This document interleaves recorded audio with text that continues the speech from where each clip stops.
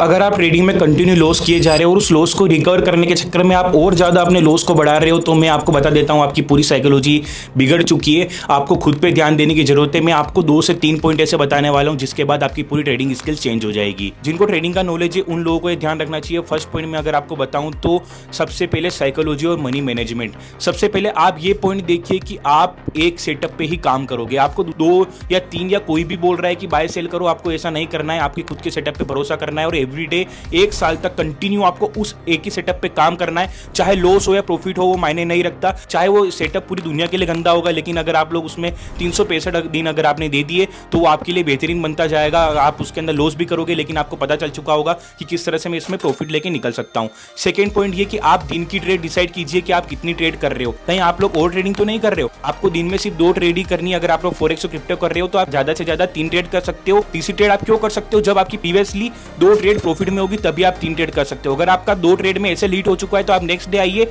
और वहां पे आप उस लॉस को रिकवर करने की कोशिश कीजिए। तीसरा पॉइंट ये कि अगर आपने डिसाइड कर रखा है कि मैं दिन की 2 या 3 या 4 ट्रेड करूंगा तो आप लोगों को ये पता होना चाहिए कि मैं कितना लॉस लूंगा, कितना प्रॉफिट मुझे पर ट्रेड के अंदर लेना है। अगर आपको ये पता नहीं है तो आप कितनी भी स्किल्स ले लो, कितनी भी साइकोलॉजी पे फोकस कर लो, आप लोग प्रॉफिटेबल ट्रेडर नहीं बन सकते। आपको सिर्फ इतना ध्यान रखना है कि जो भी आप ट्रेड ले रहे हो उसका एसएल आपके टारगेट से आधा होना चाहिए।